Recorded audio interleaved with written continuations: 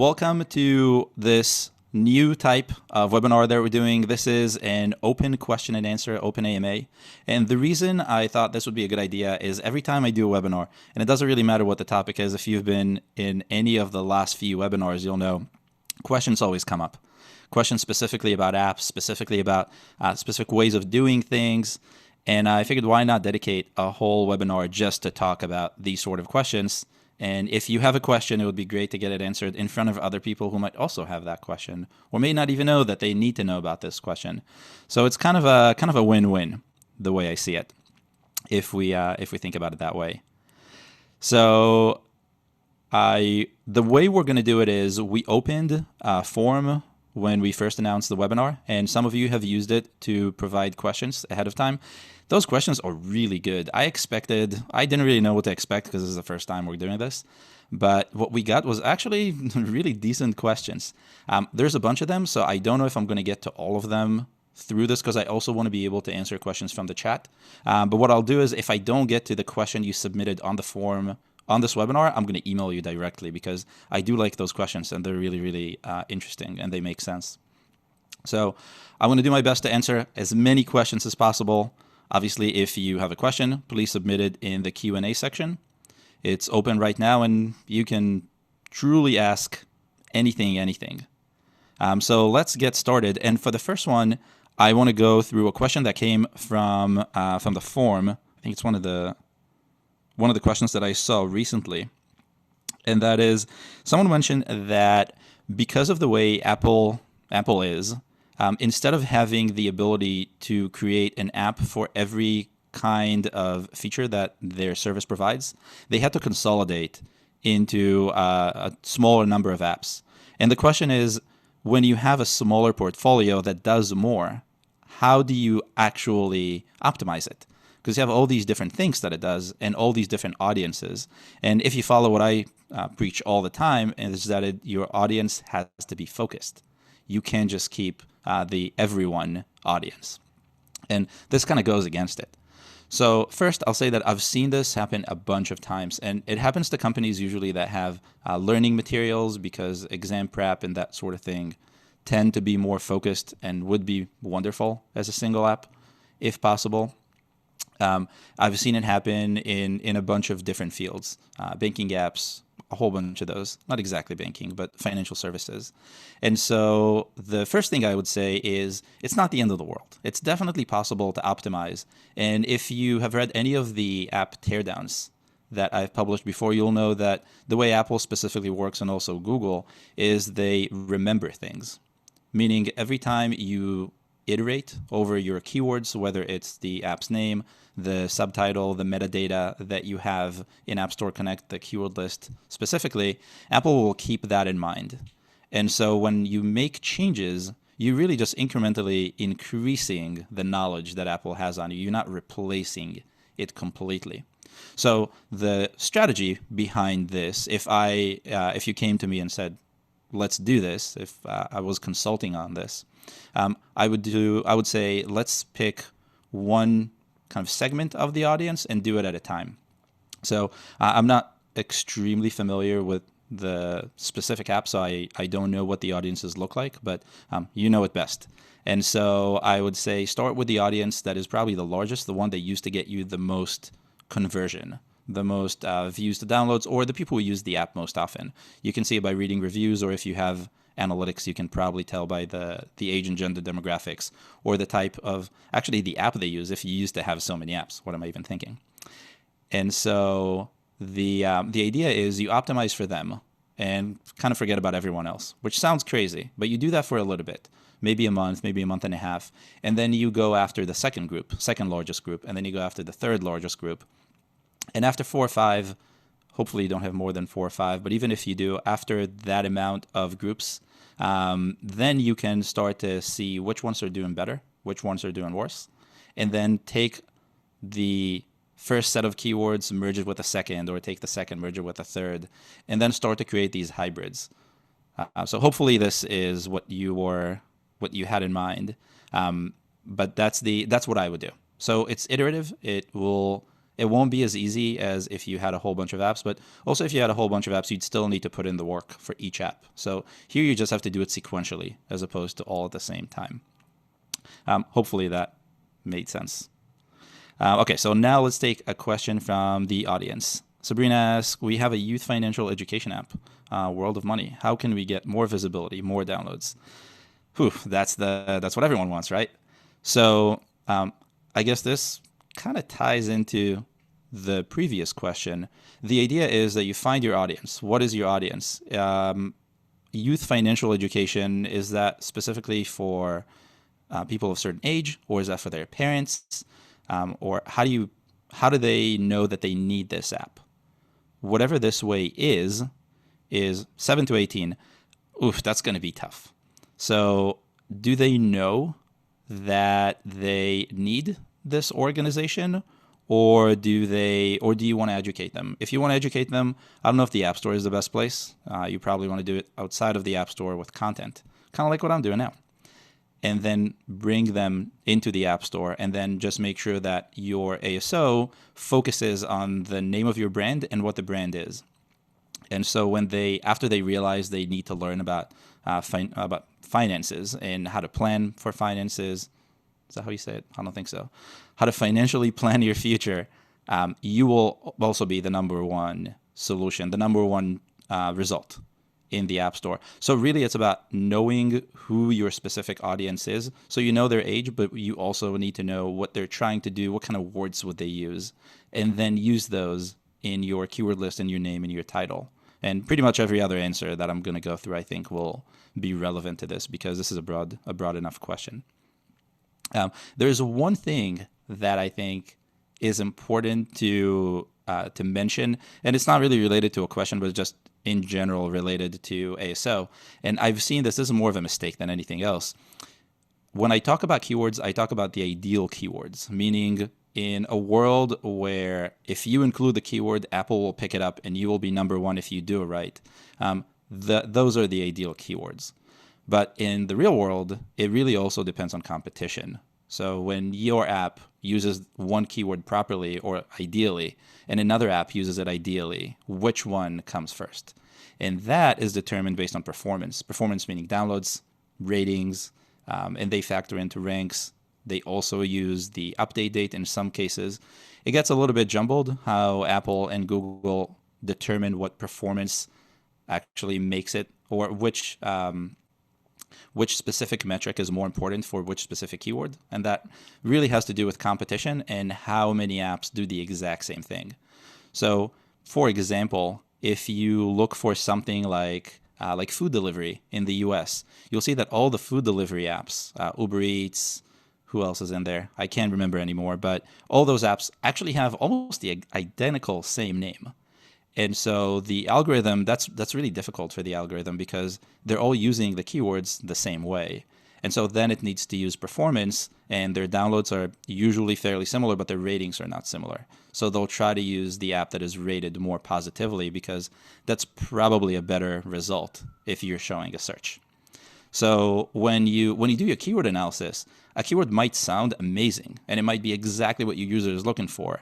But at the same time, if you can't make it in the keyword because the top 5 apps have more than, let's say, 100,000 downloads a month in the country, and your app has 10,000 downloads, it's no longer an ideal keyword for you. So that's just important to remember in general. And I see that mistake being made time and time again. And people will tell me, oh, this is the ideal keyword. Why is it not working for me? ASO does not work.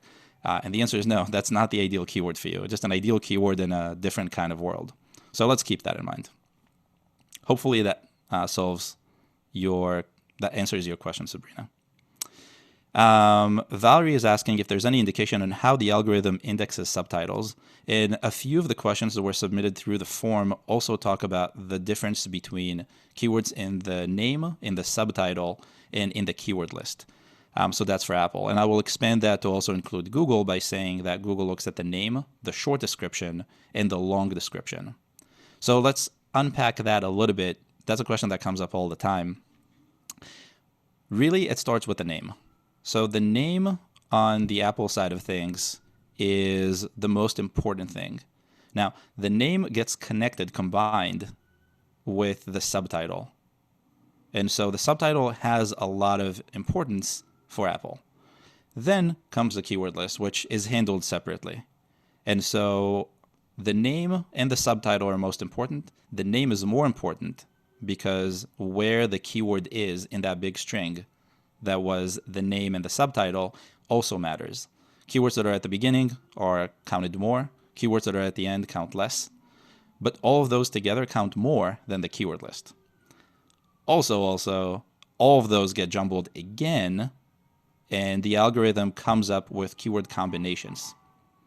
And so you have a whole bunch of things at play here. You have the name being the strongest, subtitle being second strongest, but very close, keyword list being much less strong, but also impactful.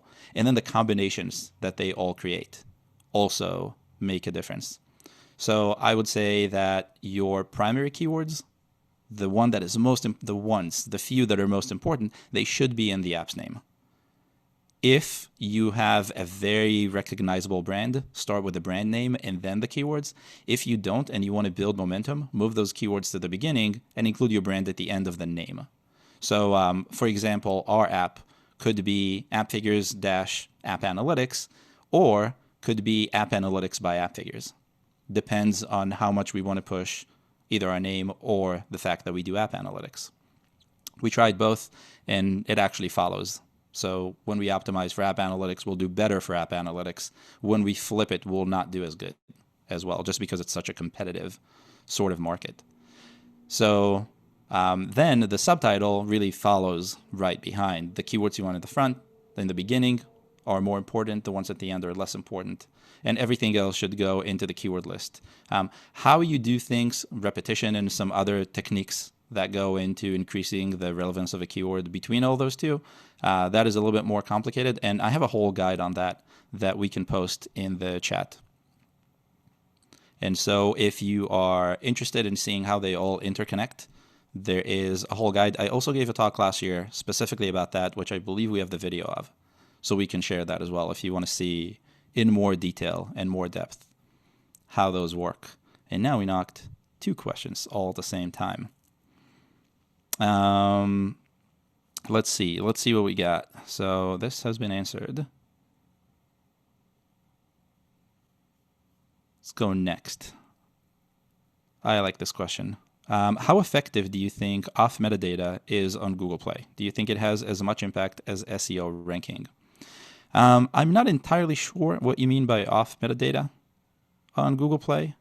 And so if you can clarify that, that would be nice. But in general, SEO is actually pretty important for ASO on Google Play. For those of you who are not familiar with SEO, that's search engine optimization, so ASO for Google. It kind of sounds like they're both the same. I've done SEO for many years before, in what I call a previous life at this point. And I can tell you it's not at all the same. The concepts, the ideas are very similar. And in a way, some of the ways that we built our products for ASO have that SEO background because I've been doing it for so long. And I've seen how the data applies and works. But the concepts are slightly bit different because of the flexibility you have on the web and don't have in the App Store. But that aside, it's highly recommended that you give it a try, even if you just do a little bit of SEO. And I, of course, wrote a guide that compares SEO and ASO and gives you ideas and hints and tricks and tips on how to actually do SEO. You don't need to have a huge website. You don't need to do a lot of work. You need to have something in the beginning. And of course, the more you do, the better results you're going to get. But anything is better than nothing from what I've seen. Now, that's only on Google Play because Google cares about incoming links, meaning the more traffic comes to Google Play from a link that belongs to you or from the internet in general, the better they think your app is. The more popularity means they should show you higher up in search results. So that is important. Oh, and I do see clarification now. So clarification on off metadata data, metadata. Various support methods other than metadata, such as getting backlinks from powerful sites. Okay, so that's exactly what I thought the question was. So having anything bring traffic to your Google Play page is beneficial. I would say really the same that I would say to anyone doing SEO. If you need to buy those links or you need to somehow make them in a way that's shady and not direct and not organic, don't do that, because just as you get penalized for doing that sort of stuff on Google Play, on Google proper, you will also get penalized on Google Play. And once Google doesn't like you, Google doesn't like you. It's going to be very, very, very bad, and it takes a very long time to fix that sort of thing, to repair the relationship. Google is very fast to just kind of chop you off, and it's very slow to get them to regain your trust, or someone regaining someone trust. But you get the idea. So hopefully that was the answer to that. I'm not good at marking all of these, so I'm just going to go through and continue. Gregory is asking if we'll have a link, and the answer is yes. This is recorded, and this is going to be shared with everyone. Not exactly an ASO question, but a question nevertheless. Frederick is asking if there is a trick to getting featured with Apple or Google. Yes and no and maybe. I get this question all the time, and I think it's a really good one. I used to think, this is way back in the day, that getting featured was luck. You build an amazing app, you build a beautiful app, and then Apple just decides to feature it because they love amazing apps. And the answer is kind of maybe. It happens sometimes, but for the most cases, I think at this point, because there's so many apps and so many new games happening every day, getting released every day, it's really about getting on their radar with your very nice looking app. So my tips would be build an app that is feature worthy, or design your app in a way that's feature worthy. There are specific tips for Apple and Google. Apple really likes when you use the latest and greatest stuff from Apple, whether it's something they just released. So I think AR is probably the biggest thing for Apple on their radar right now. So if your app has anything to do with AR, you probably have a higher chance of getting featured. It doesn't mean that if you build AR into your app, you're going to get featured. And it doesn't mean that if you don't, you're not going to get featured, but it helps. And the most important thing is that, design, all that matters. And I have a list of all the things that you can do to improve them, which we can also share in the chat. But the most important thing you can do is ask them to feature you. And not many people know this, or maybe more people now, but you can ask Apple. They have a form, a legitimate form. You don't have to go chase down people on LinkedIn. Google also have a form. It's a little bit more hidden, but it exists. And so once you fill out the form and once you describe, you tell your story. Why is your app so important? What did you do that is feature worthy? If you can tell the story very well, you increase your chances of getting featured. And just by actually filling out the form, you're putting yourself on Apple's or Google's map, and so you're more likely to get featured. It still goes back to is your app feature worthy, but at least now they know you exist. And in pretty much everything marketing, knowing you exist is really the hardest part. The same with ASO. ASO helps you get in front of people, and then your app really needs to get the conversion to happen. Okay, next question from Stefan. How often should I change my keywords, and how long does it take until the keywords used in the Apple algorithm? Good question. It really depends. So I've seen it take almost overnight. I've seen it take a week. I've seen it take a month. It really depends on the competition again. And if you think about the algorithm that indexes the app is one thing, one side of this, one component, but the part of it that decides where to rank you is really the other component.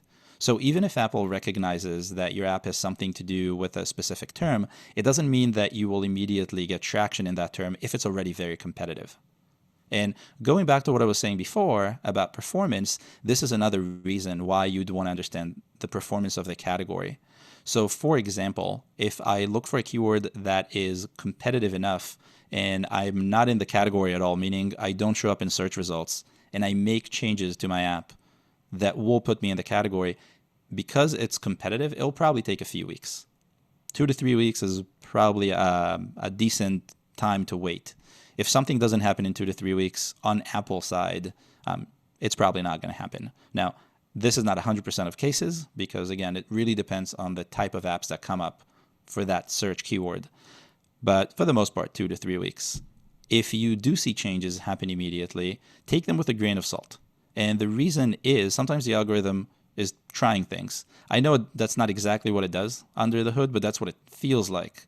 So you'll see a lot of fluctuation, meaning it will give you the benefit of the doubt, especially in cases where there isn't too much competition.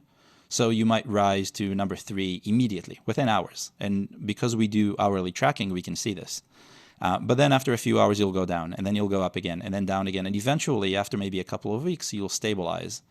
And that is where you're going to end up with. Usually, you stabilize on a slightly lower rank than the peak.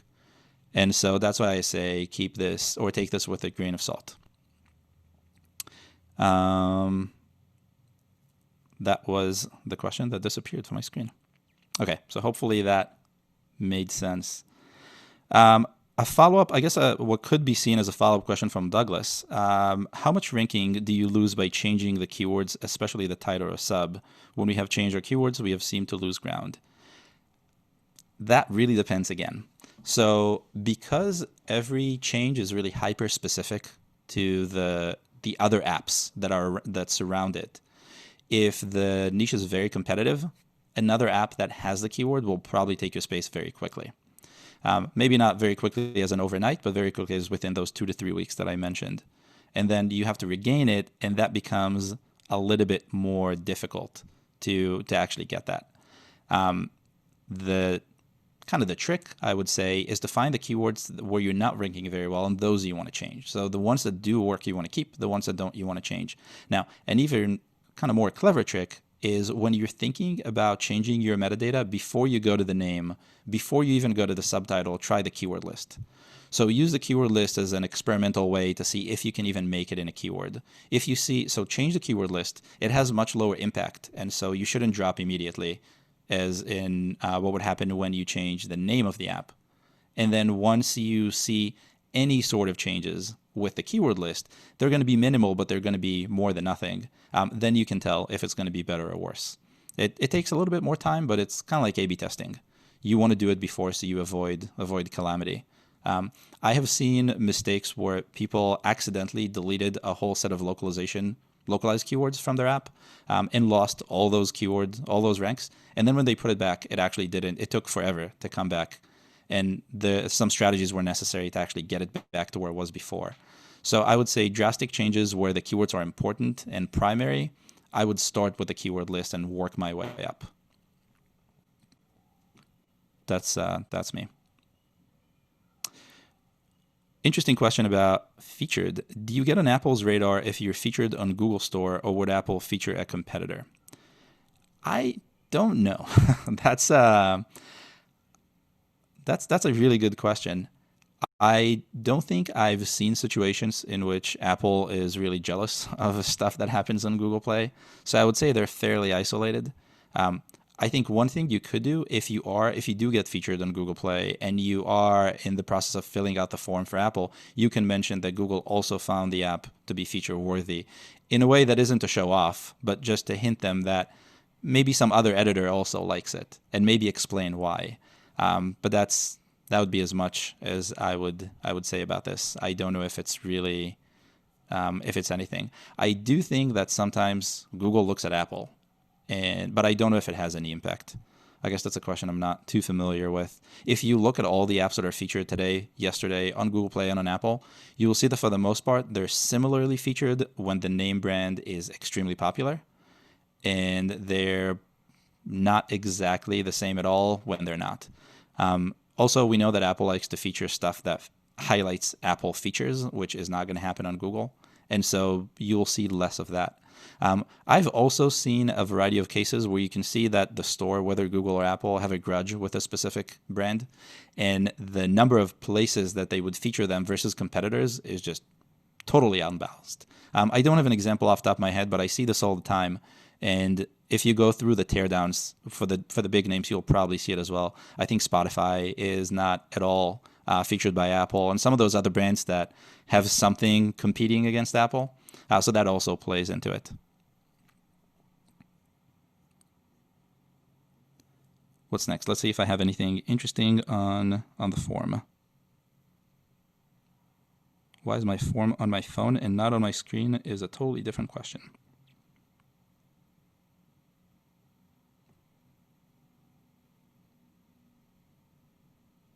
Okay, this is actually an interesting question that has to do with the ratings. The question says that my app has an average 3.9 ratings with 2.2 thousand ratings. 3.9 stars, I should say. It ranks very well in my category, in my country. There is a brand new app or a brand new update going live, and they want to increase that average rating to 4.5. 4.5 is actually a really good place to be with a rating. And so I think anything above a 4.2 looks very good for users, where anything above, anything below a 4, so a 3 point anything, kind of feels, let me try something else first. But this is not a scientific study. I should do that at some point. So the question is, without resetting the ratings, changing the average of a 3.9 to a 4.5 with so many existing ratings is going to be very difficult. Should I reset? That is a really challenging question. I've seen big apps reset. I think Bumble reset its ratings not too long ago. I think Tinder reset its ratings not too long ago. And ultimately, I don't think that has a major impact. If people are coming to the App Store, they see your app, and the app sells itself. So the screenshots are good. The top reviews are positive. You're replying to your reviews. The name is in line with what they have in mind. It has all those keywords. The screenshots do a good job showing all the features. I think users are going to be much less likely to care about the number of ratings. So if you think you can get a higher rating average with this new release, and hopefully you're also using the little pop-up, that's a must at this point, then I would say it's probably okay to reset.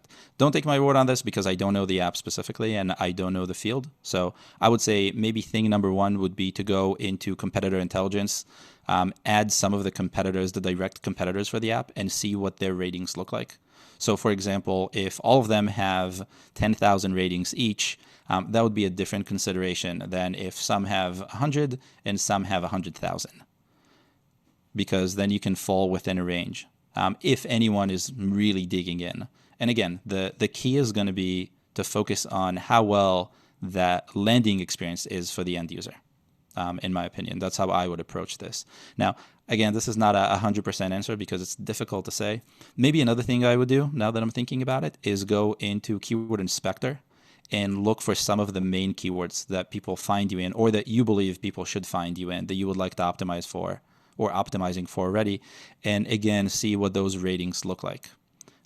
One of the potential benefits of resetting ratings is that you might get a spike in ratings from existing users once the new update comes out, and if you're triggering the ratings pop-up at the right time as part of the experience, the happy moment, you will get a boost in ratings, and that boost in ratings, given that it's all going to be hopefully 4s and 5s to get you to the 4.5, can help you in ratings, as it's not averaging into something that exists.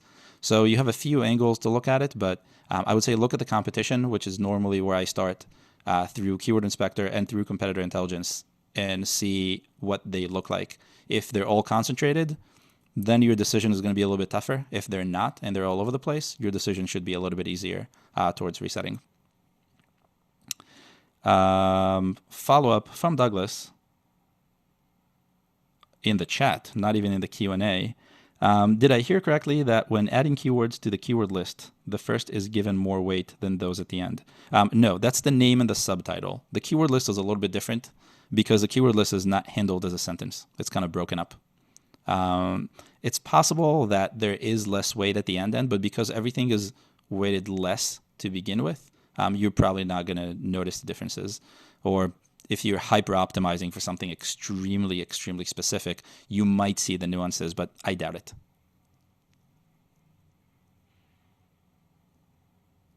Another question from Valerie.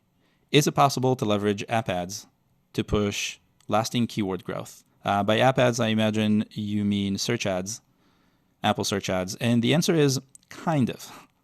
So the idea would be that, remember how we talked about performance before?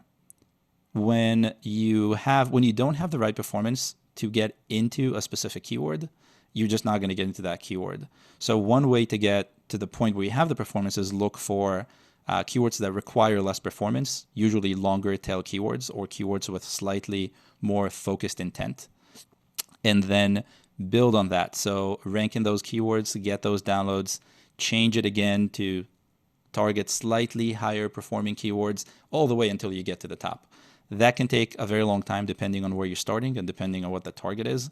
So if we're going after downloads with search ads, in theory, if you spend the right amount or if you find the right balance between spending and downloads, you can kind of artificially boost those numbers.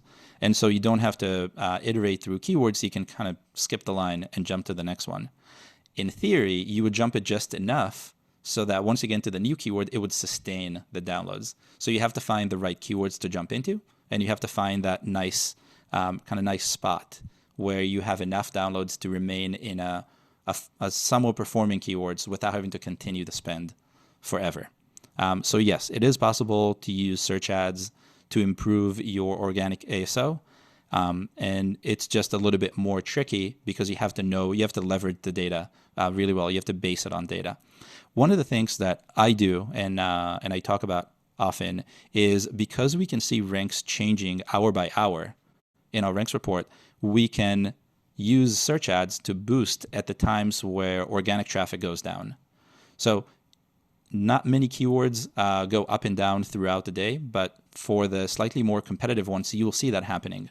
Apple updates its algorithm all the time, or the algorithm learns all the time. And again, with new apps, think about how many people change their ASO every day. How many apps? Quite a few, I can tell you from the data. And so the algorithm is constantly, it's kind of like a living thing at this point. It's constantly changing. And so if we find, for example, that a sports app is dipping later at night, maybe because the algorithm decides to boost an app in a different country or to boost an app that does better in a different country in the US, if that's what we're looking at, we can use search ads just for those specific periods of time, and then we maintain kind of a straight line as opposed to ranks going up and down, and consistency can help you get more downloads. So that's how you can win with that. Again, that's really, really data driven. Both of these are going to be really data driven when you want to use paid acquisition to supplement organic or to push organic reliably. But if you are willing to take the time to do that, it is definitely possible. So that is that. Okay, so here's a very specific question. Any tips for optimizing a match 3 game for kids, being such a crowded market? Specific tips for match 3 I don't really have, but I have the philosophy behind what to do in a crowded market. And you can take that and apply it to games. You can take that and apply it to apps. You can take that and apply it to really anything where there are many apps that do the same thing. In games, especially on Google Play, what I noticed is most of the developers will just go with the keyword as the name of the app. And so they'll focus all of their ASO on not keywords and brand name, but only keyword. I think that's terrible if you're building anything that isn't just kind of a flyby operation. And I think everything needs to have a name that stands behind it. It doesn't always actually help, but from a company standpoint, from a business standpoint, a marketing standpoint, it's so much better.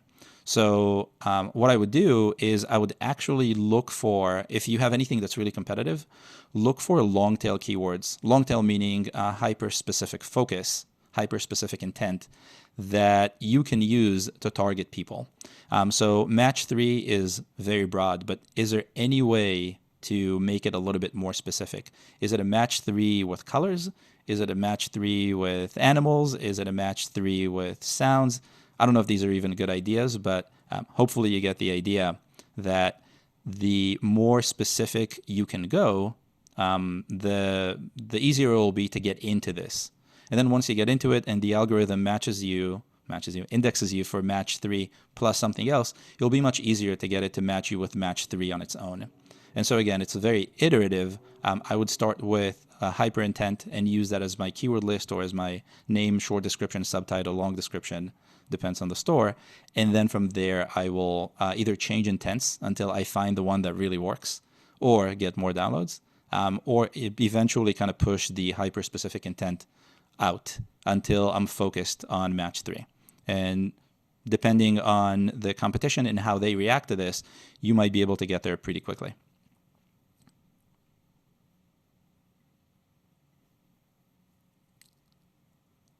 Let's see what else we have. Andreas, I was wondering, as we're offering a device that works with a companion app, how much sense does it make to improve App Store visibility versus getting people to the App Store via product device advertisement? This is a question that I have seen many times before, and it really depends.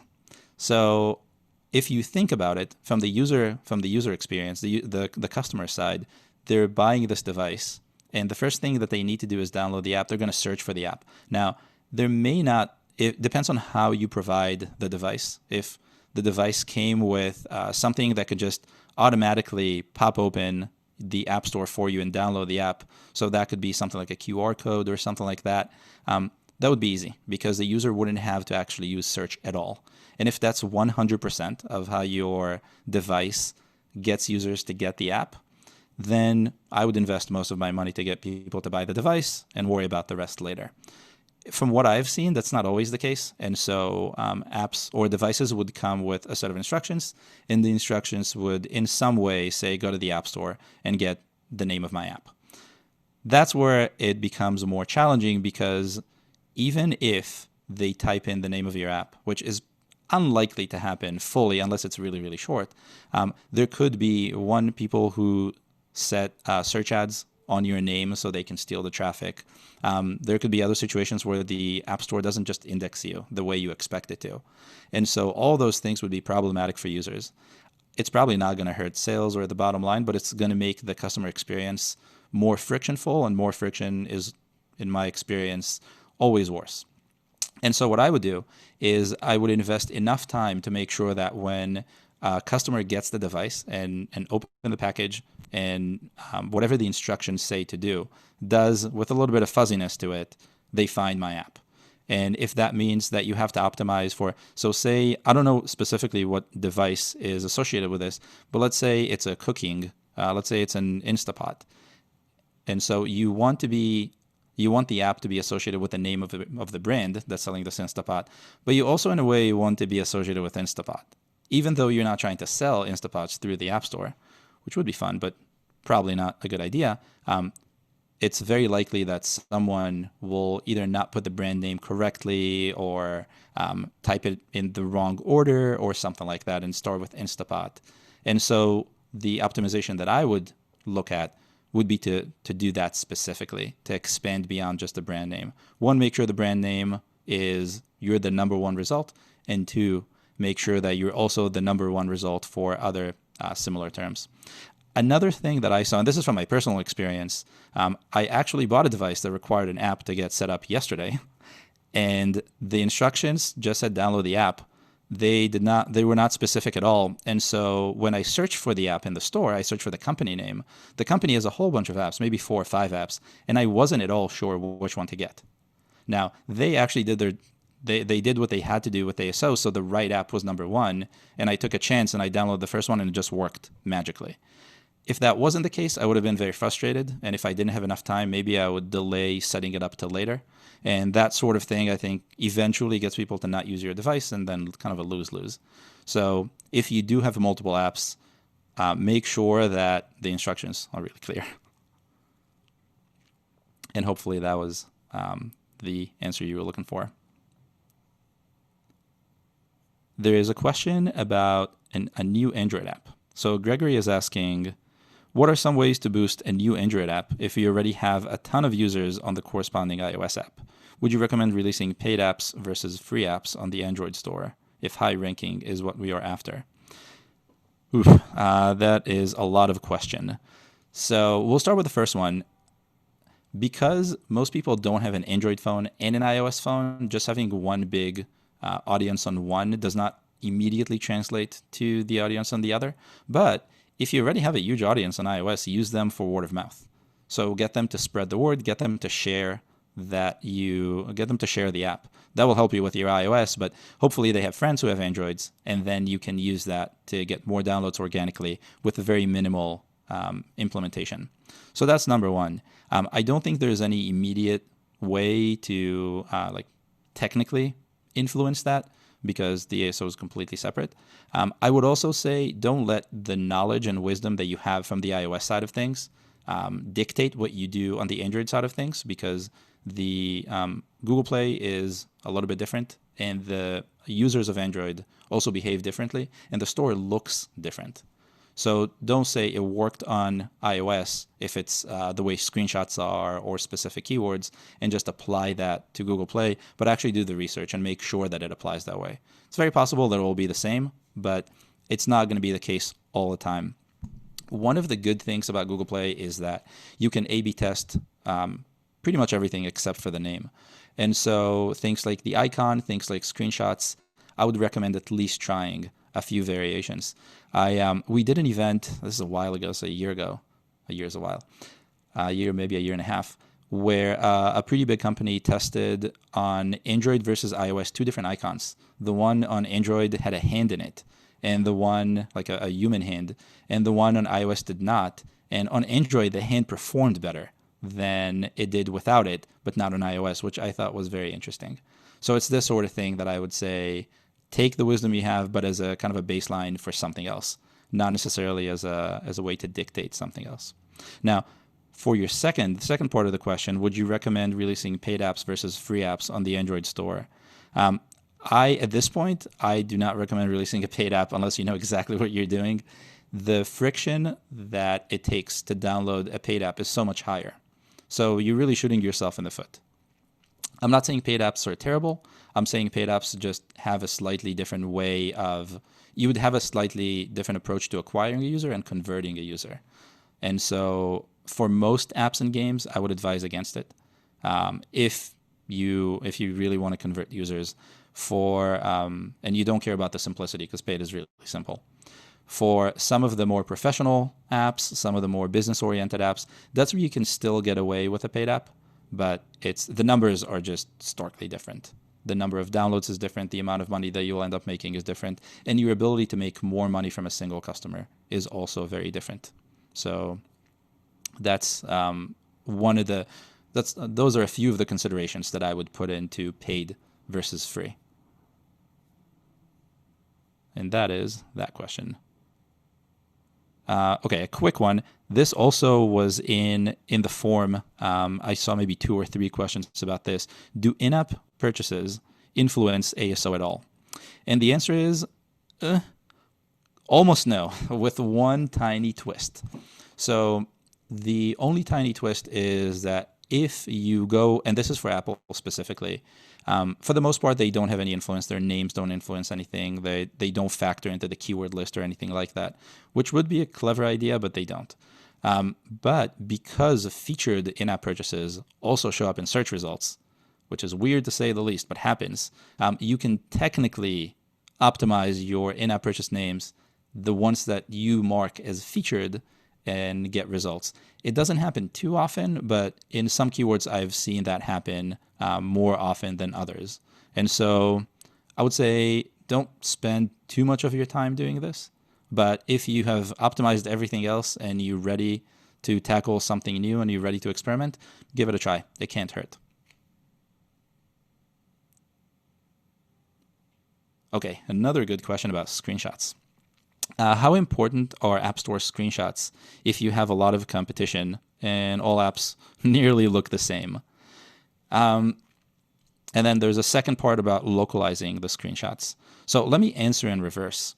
Localization, whether it's screenshots or the app's name or anything, any of the metadata, so anything on the page, I'm not talking about the app specifically, is really about how much friction do you want to take away, do you want to remove from a user who is not a native speaker of the language the app is in. So most apps today start with English, and then if you think about the other markets where the app or game can be downloaded, some of them are very okay with English. From what I've seen, if you have an app in English in Germany, you're almost as likely to get a download. Not the same, but almost. But then some other countries, Poland, for example, you're less likely to get a download because of the way they interact with the language.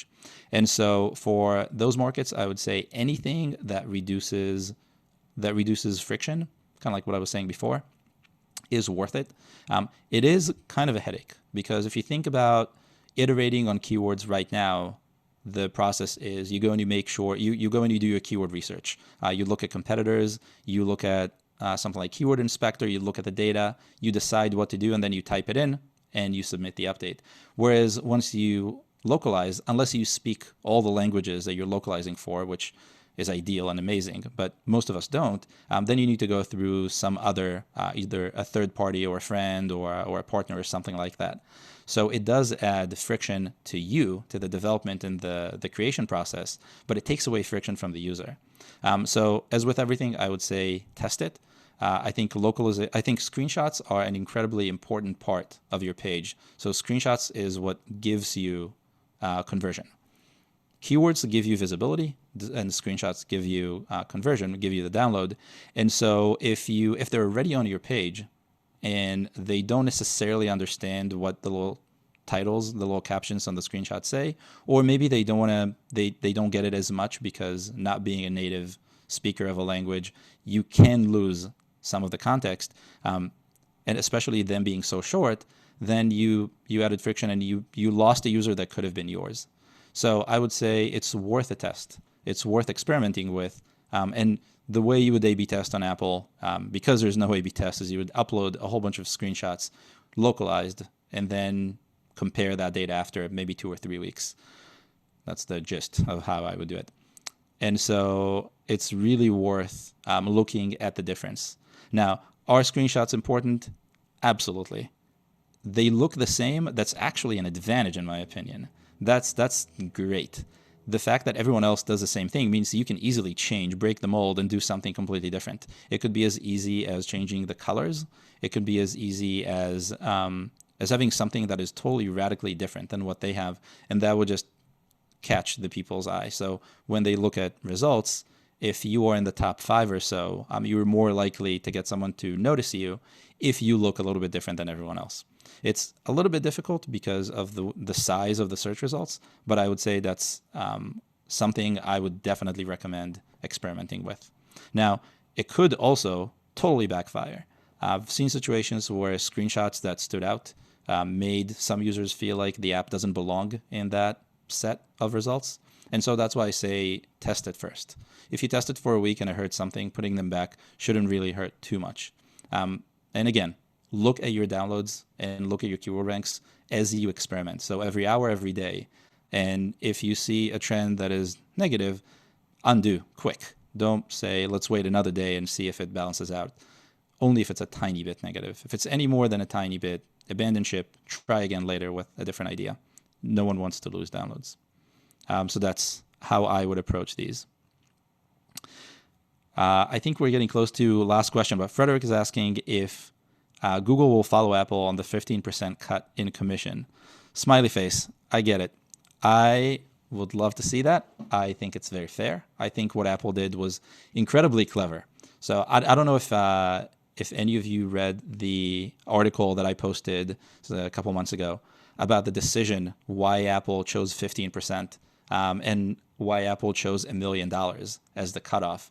But I ran through all the numbers and I analyzed the apps that make more than that and the apps that make less. It's like, it's super clever. I know a million sounds like just a number. You know, if you were to think of a number, you would just guess 1 million. But I don't think Apple guessed it. I think they looked at their data and they made sure that 1 million is that mark where enough people gain and Apple doesn't lose as much. And I actually used all the data in the article that I wrote, and I thought it was really, really clever. I didn't think that would happen as I started writing it, but the more I analyzed it, the more I saw it. So will Google follow suit? There has to be some number that for Google works. We know the revenue on Google versus revenue on Apple, the numbers are different, so it may not be 1 million or it may not be 15%. I kind of think that if they do end up going that way, it will be 15%, but it may not be 1 million. So I think so. I don't know. I don't have any firsthand knowledge of whether Google's going to do it and when, but they did something very similar when they kind of pre-followed Apple with 15% for second year subscriptions. So I imagine this will happen as well. When? Good question. Maybe later in April, if I had to guess a time, just because of how long I think it would take and how long it would take them to break out of the Apple news cycle. But again, just a guess. Hopefully I'm right. We'll see. Come back in April and we'll talk about it. I think we have time for one last question. Let's see what is most upvoted. A whole bunch of one-up votes. Okay, so that doesn't help. An easy one from Ken. Does Apple take app usage into account for ASO? I don't believe so. They take ratings, and ratings are kind of a proxy for usage, but I don't believe they take direct usage, and that's because you can easily turn off usage, sending usage data to Apple. In most cases, it's turned off by default, and so Apple can't really reliably use this sort of number to influence it, because then your users would be able to influence your search results, and I don't think they would want that. And then last one. Okay, interesting. Another interesting one. If you have 100 euros or dollars, 100 of something in budget, would you put your money on App Store marketing or on Google ads and Facebook ads, or how would you split it up and why? I would put it into Apple ads, search ads. But before I do that, I would make sure that my app is super ready for conversion, meaning my screenshots are good, my keywords look good. I would make sure that my keyword selection for searches on the App Store are hyper specific. So to give myself the best chance of every time someone costs me money, every one of those taps would turn into a download. That's what I would first do. And then I would put it on search ads, because I think the way Apple does it, because they're just one, because they seem very in line, the conversion would be higher. Facebook gives you a lot more targeting, but that also requires a lot more skill and knowledge. And I feel like if you have 100 euros, you may have not spent $10,000. You may have not wasted $10,000 on Google ads or Facebook ads to learn how to not make mistakes. And I can tell you there are many mistakes to be made. So that's what I would do. And I believe that is the last question through it. We're going to do this again at some point. We have a guest for next month, an ASO expert, and we're going to talk about ASO again. And if you submitted a question through the form and I didn't get to answer it, I will send you an email and make sure that you get it answered, because those questions were really, really good. And hopefully when we do this again, there will be as good of questions.